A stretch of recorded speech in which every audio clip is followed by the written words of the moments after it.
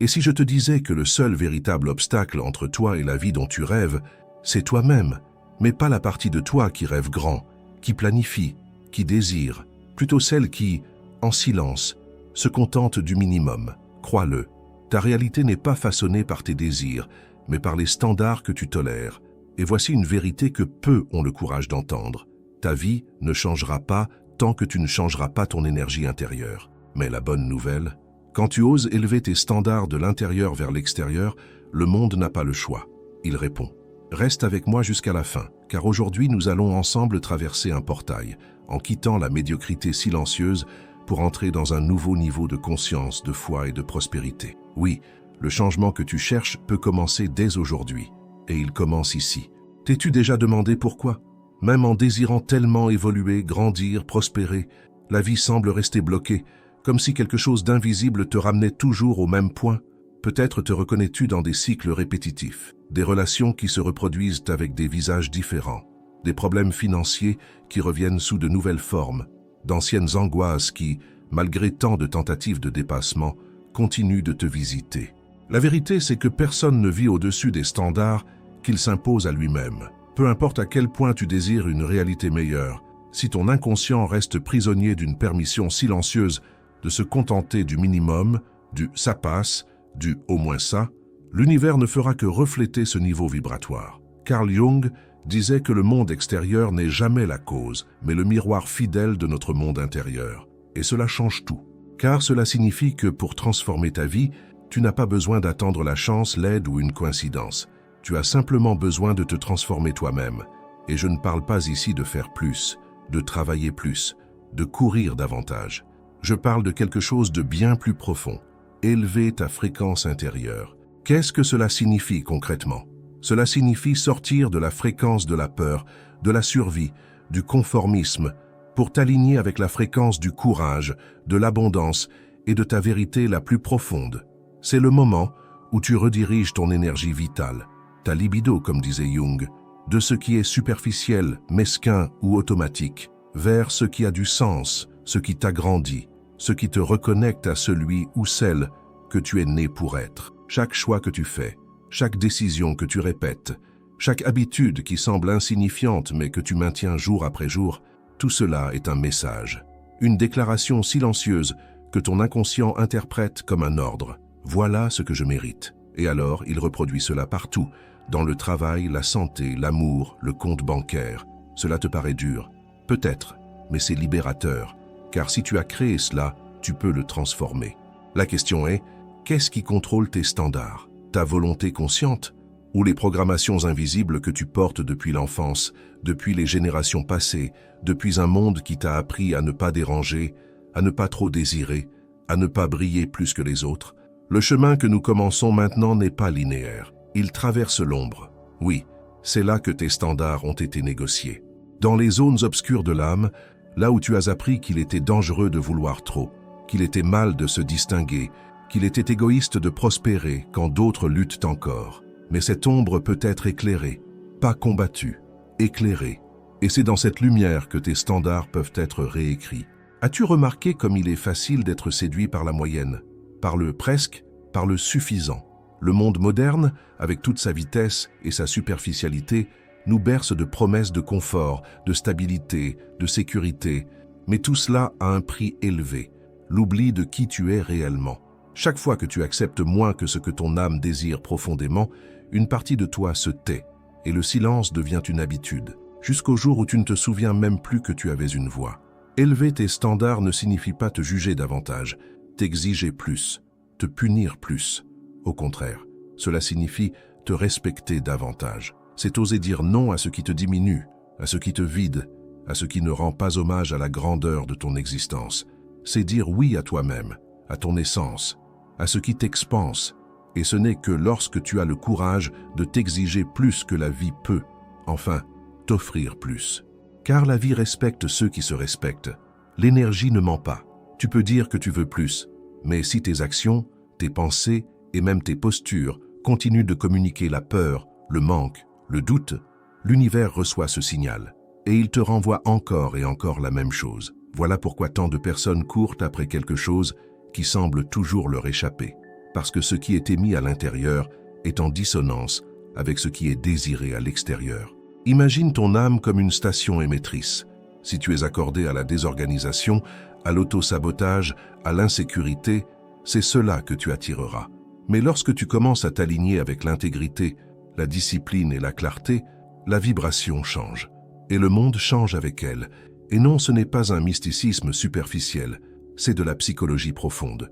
C'est le principe de la résonance psychologique. C'est ce que Jung appelait l'individuation, le processus qui consiste à devenir celui ou celle que tu es né pour être, en rompant avec les schémas hérités, inconscients, automatiques. C'est une reconnexion à ton centre, à ton axe intérieur. Tu sais, quand tu regardes quelqu'un et que tu sens que cette personne a une présence différente, ce n'est pas ce qu'elle porte, ni ce qu'elle dit. C'est la manière dont elle vit, dont elle choisit, dont elle réagit. Ces personnes n'ont pas besoin de dire qu'elles cherchent à évoluer. Elles vivent cette évolution. Elles ont un ordre intérieur, une loi intérieure. Et c'est ici qu'entre l'une des grandes clés de ce chemin, ta fréquence psychologique. Elle ne dépend pas de la motivation.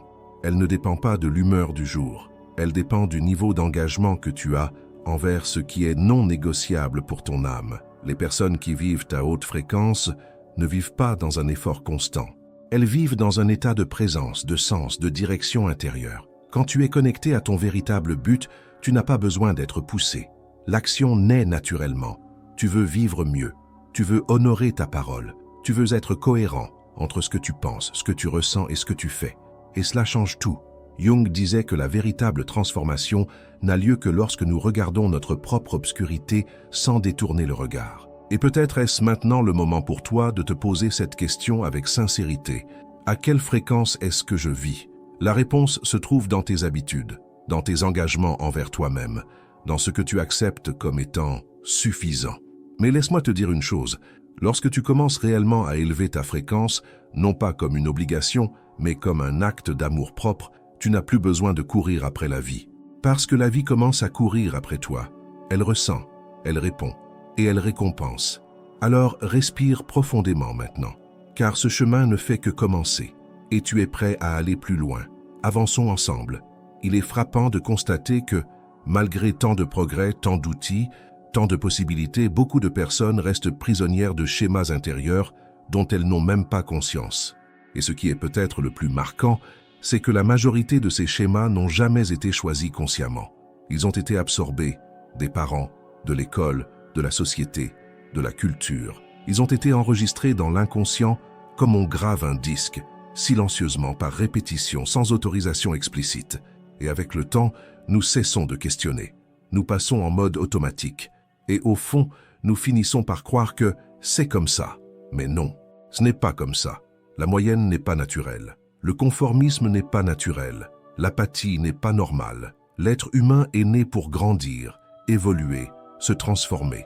L'âme aspire à l'expansion. Et chaque fois que tu l'étouffes en acceptant moins que ce que tu mérites, elle crie. Mais le cri de l'âme ne se manifeste pas par un son. Il se manifeste par la fatigue, par une anxiété sans raison apparente, par cette sensation de tout faire comme il faut, sans jamais se sentir accompli. Il se manifeste par l'envie de disparaître, ou par la peur de vivre, par des maladies inexpliquées, ou par cette voix intérieure qui murmure « c'est tout ». Et c'est là que beaucoup abandonnent, parce qu'ils croient avoir tout essayé, parce qu'ils ne savent pas que la racine du problème n'est pas à l'extérieur, elle est à l'intérieur. Elle se trouve dans la fréquence qu'ils portent, dans la programmation qu'ils acceptent, dans le schéma qu'ils répètent. Mais toi, tu es ici. Et cela en soi est déjà un signe que ton âme ne veut plus dormir. Elle veut s'éveiller. Elle frappe à la porte de ta conscience en disant « Assez, assez de te contenter, assez de survivre. Vivons vraiment. » Et ce vivre vraiment commence par un choix. Une décision simple mais puissante. Je n'accepte plus de vivre en dessous de ce que mon âme mérite. Lorsque tu dis cela avec vérité, quelque chose en toi commence à se réorganiser. Tes actions changent, tes pensées changent. Ton corps répond, ta posture change, et surtout ton énergie change. Et c'est là que le miracle commence. As-tu déjà remarqué que les personnes qui vivent avec un but ont une lumière différente? Elles ne sont pas parfaites. Souvent, elles sont simples, discrètes, ordinaires aux yeux du monde. Mais il y a quelque chose en elles, une force silencieuse, une paix qui ne dépend pas des circonstances. Cela ne vient pas du hasard, cela vient de l'alignement. Cela vient du choix constant de vivre de l'intérieur vers l'extérieur, et non de l'extérieur vers l'intérieur. Voilà pourquoi il ne s'agit pas d'attendre que le monde change. Il s'agit de transformer le monde qui existe en toi. Lorsque tu établis un nouveau standard intérieur, l'extérieur s'ajuste. Et au début, cela peut sembler magique, mais en réalité, ce n'est que la vie qui répond à la nouvelle fréquence que tu émets. Imagine maintenant, juste un instant, te réveiller un jour ordinaire, mais te sentir complètement différent. Tu te lèves avec de l'énergie. Tu ressens une gratitude sincère en ouvrant les yeux. Tu sais ce que tu dois faire. Tu sens que tu es sur le bon chemin. Et plus encore, tu sens que tu te respectes. Cela change tout, parce que lorsque tu te respectes, le monde commence aussi à te respecter. Les regards changent. Les opportunités apparaissent.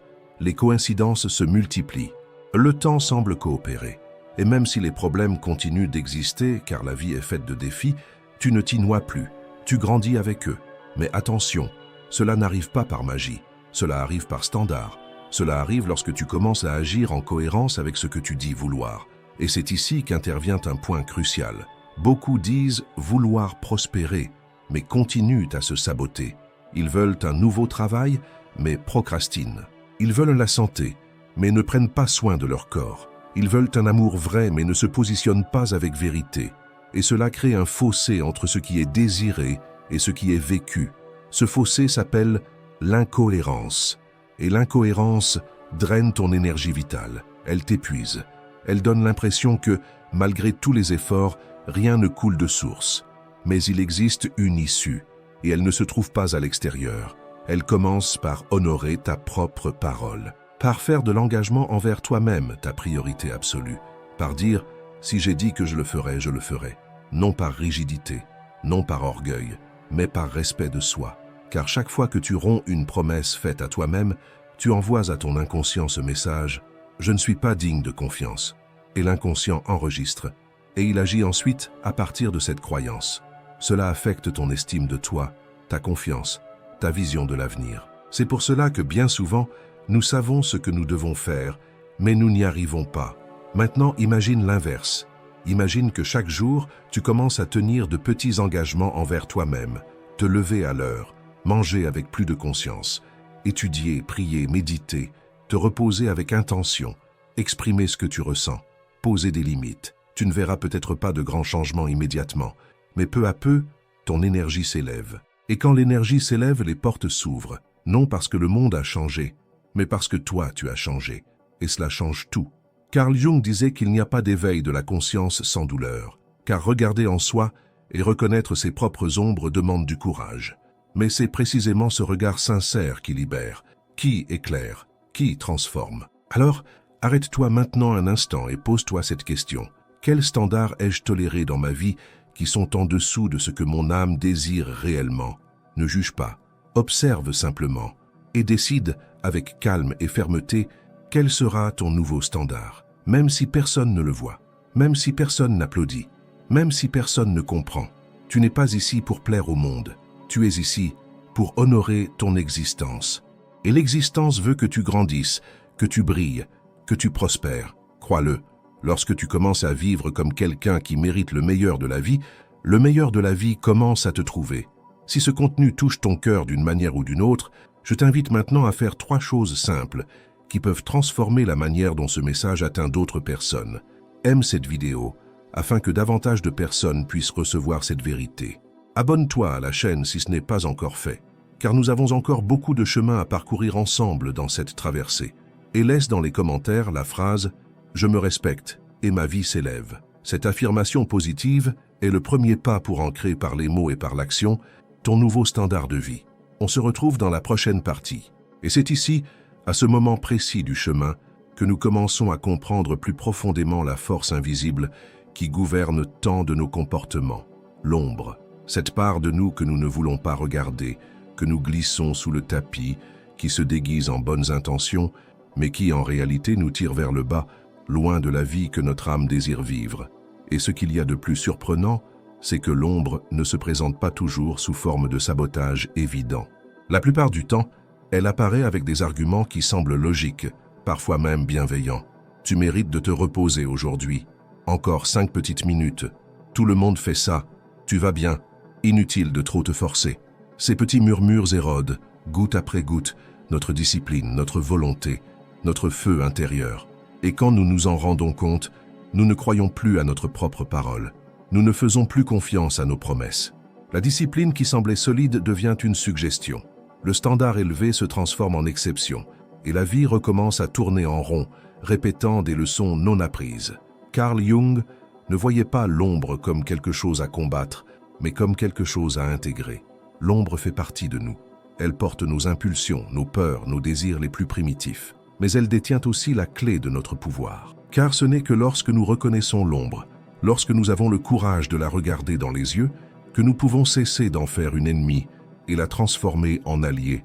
Tant qu'elle agit dans l'inconscient, elle nous domine. Mais lorsqu'elle est amenée à la lumière, elle devient un pont vers la véritable connaissance de soi. Ce qui paralyse le plus souvent les gens, ce n'est pas le manque de capacité. C'est l'habitude de négocier avec l'ombre, de justifier de petites ruptures de standards, de céder au confort émotionnel, et le plus dangereux, de se convaincre que cela s'appelle du soin de soi. Mais le véritable soin de soi ne consiste pas à se protéger de la douleur momentanée. Il consiste à s'engager envers le bien le plus élevé de l'âme. Et parfois, cela exige de l'inconfort, de l'effort, des choix difficiles. Mais c'est la seule manière de grandir. As-tu remarqué que c'est justement au moment où tu es sur le point de briser un ancien cycle que l'ombre devient plus active? Quand tout commence à aller mieux, quand tu construis enfin une nouvelle routine, quand tu tiens ta parole, quand tu te sens plus fort, elle apparaît.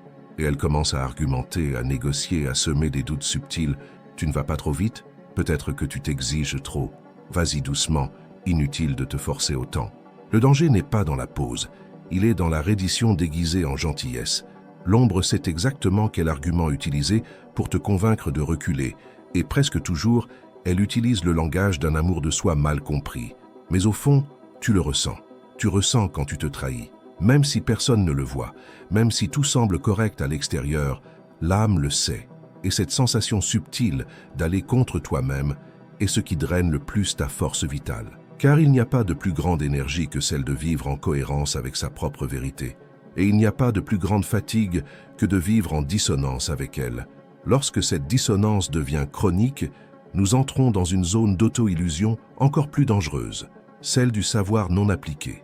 On lit des livres, on regarde des vidéos, on suit des formations, on parle de développement personnel, mais la vie ne change pas, parce que le savoir est devenu un anesthésiant. La sensation d'apprendre remplace la nécessité d'agir, et c'est là que l'ombre se nourrit le plus, quand nous utilisons le langage de la croissance pour justifier la stagnation. Jung appelait cela la sombra intellectualisée, l'ombre intellectualisée, quand tu sais ce que tu dois faire mais que tu ne le fais pas. Non par paresse, mais parce que le fait de savoir t'a donné une fausse impression de progression. Et à chaque fois que tu consommes plus de contenu sans le transformer en comportement, ton âme se tait un peu plus, car l'inconscient ne répond pas à ce que tu comprends, il répond à ce que tu pratiques. Alors la question demeure, vis-tu comme quelqu'un qui sait ce qu'il faut faire ou comme quelqu'un qui le fait réellement? Il existe une immense distance entre la connaissance et la sagesse. La connaissance est information. La sagesse est action cohérente, même quand personne ne regarde. La sagesse, c'est transformer l'idée en chair, la parole en pratique, l'intention en habitude. La vérité, c'est que tes standards les plus profonds ne se soutiennent pas par ce que tu crois, mais par ce que tu répètes. Tu peux affirmer croire en la prospérité, mais si ta posture quotidienne communique le manque, si tes décisions sont guidées par la peur, si ton énergie vibre dans l'anxiété, ton inconscient reçoit un autre message. Et fidèle comme toujours, il agit en réponse à cette fréquence, pas à ta déclaration. C'est pour cela qu'élever ses standards n'est jamais quelque chose de spectaculaire. C'est quelque chose qui se construit silencieusement, chaque jour, à travers de petites décisions. Dans la manière dont tu te réveilles, dans ce que tu consommes, dans la façon dont tu te positionnes face à ce en quoi tu crois. C'est dans la ponctualité envers tes propres engagements, dans le respect de ton temps, dans la vérité que tu choisis de vivre, même si cela signifie être mal compris. Et ici, nous entrons dans un point encore plus profond, la persona, ce masque que nous portons tous pour être acceptés, le moi social, soigneusement construit pour être admiré, aimé, inclus. La persona en soi n'est pas un problème, elle est nécessaire dans de nombreux contextes, au travail, dans les groupes sociaux, parfois même à la maison. Le problème commence lorsque nous nous confondons avec elle, lorsque nous croyons n'être que cette image que nous projetons, lorsque nous commençons à vivre non selon nos propres standards, mais selon ceux que les autres attendent de nous. Et cela, peu à peu, nous vole quelque chose. Car pour maintenir l'image, tu commences à faire des concessions silencieuses. Tu acceptes ce que tu ne devrais pas accepter. Tu te tais là où tu devrais parler. Tu t'éloignes de ce que tu aimes. Et tu te rapproches de ce qui est sûr. Tout cela au nom de l'appartenance. Mais appartenir au prix de soi-même est la forme la plus cruelle de solitude. Car tu peux être entouré de gens, applaudi, admiré, et malgré tout ressentir un vide qui ne disparaît pas. Parce que l'âme sait, et elle ne se nourrit pas d'apparence. Elle veut la vérité. Retirer la persona ne signifie pas rompre avec le monde. Cela signifie simplement reconnaître « ceci est un rôle, pas mon identité ». Tu peux remplir des rôles, être parent, professionnel, ami, sans t'y perdre. Tu peux être poli, discret, accompli, sans laisser cela définir qui tu es. Lorsque tu cesses de t'identifier au masque, quelque chose d'extraordinaire se produit. Tu rentres chez toi. Et c'est de cette maison intérieure que naît le véritable pouvoir. Car seul celui qui vit à partir de son centre possède la force de soutenir des standards élevés, même lorsque personne ne regarde, même lorsque personne ne comprend. Et c'est cela la véritable liberté, ne pas vivre à travers le regard des autres, mais à travers la lumière qui vient de l'intérieur. Lorsque tu commences à vivre ainsi, centré, intègre, connecté à ton axe le plus profond, tu réalises quelque chose qui change tout. La vie n'a pas besoin d'être une lutte constante pour être grandiose. La grandeur ne réside pas dans la force, mais dans la cohérence. Et vivre avec cohérence ne signifie pas avoir toutes les réponses ni être parfait, mais être entier dans ce que l'on fait. C'est se lever chaque matin en sachant que, quelle que soit la difficulté du jour, tu agiras en accord avec la personne que tu as décidé d'être. C'est honorer tes valeurs même quand personne n'observe. Voilà ce qui élève réellement le standard. Ce n'est pas ce que tu dis, ni ce que tu crois, mais ce que tu vis, ce que tu pratiques quand personne n'applaudit. La plupart des gens n'ont jamais connu la véritable paix, simplement parce qu'ils n'ont jamais expérimenté la cohérence profonde entre l'âme, l'esprit et l'action. Ils vivent en essayant de s'adapter, de plaire, de survivre. Mais l'adaptation excessive est la racine du vide intérieur. Chaque fois que tu t'éloignes un peu de ton centre pour entrer dans quelque chose, une partie de toi se tait. Et plus tu te tais, moins tu te reconnais. Jusqu'au jour où surgit la question qui effraie tant. Qui suis-je? Cette question ne naît pas par hasard. Elle est le reflet d'un temps trop long vécu comme un personnage. Et peut-être as-tu déjà ressenti cela, cette étrange sensation d'être dans des lieux qui ne te représentent pas, de sourire dans des conversations qui ne te touchent pas, de dire « oui » quand tout ton corps voulait dire « non ». Ce sont dans ces moments-là que l'âme se contracte. Et cette contraction silencieuse accumule la douleur. Parfois elle devient anxiété, parfois elle devient insomnie. Dans des cas plus profonds, elle devient maladie dans le corps. Le symptôme n'est que le cri d'une partie de toi qui a été réduite au silence trop longtemps. Mais voici la beauté de la vie. Tant qu'il y a du souffle, il y a du temps. Tant qu'il y a de la conscience, il y a un chemin. Lorsque tu recommences à vivre dans la vérité, les parties endormies de ton âme recommencent à respirer, à pulser. Tu te retrouves avec ta force, avec ta lumière. Et cette rencontre n'a pas besoin de public. Elle se fait dans le silence, dans le simple acte de dire « assez à ce qui ne te sert plus ». As-tu déjà remarqué comme la nature n'est jamais pressée et pourtant tout s'accomplit au moment juste? L'arbre ne se force pas à fleurir. Il s'aligne simplement avec son cycle naturel, son essence, son but. L'être humain, lui, a désappris ce flux. Il force ce qu'il devrait lâcher. Il retient ce qui aurait déjà dû partir. Il s'accroche au passé par peur de l'avenir. Mais lorsque tu commences à respecter ton rythme intérieur, à écouter les signes de ton âme, tout change. Le temps devient un allié. Les choix prennent du sens. Et même les problèmes cessent d'être des menaces pour devenir des invitations à grandir. Plus rien ne te paralyse de la même manière. Non pas parce que la douleur a disparu, mais parce que tu n'es plus prisonnier de l'illusion. Tu comprends que chaque situation, aussi difficile soit-elle, porte une clé d'expansion. Alors, au lieu de te demander « Pourquoi cela m'arrive-t-il ?», tu commences à te demander « Pourquoi cela arrive-t-il maintenant ?» Ce simple changement de perspective est l'une des plus grandes élévations qu'une personne puisse vivre, car il transforme tout.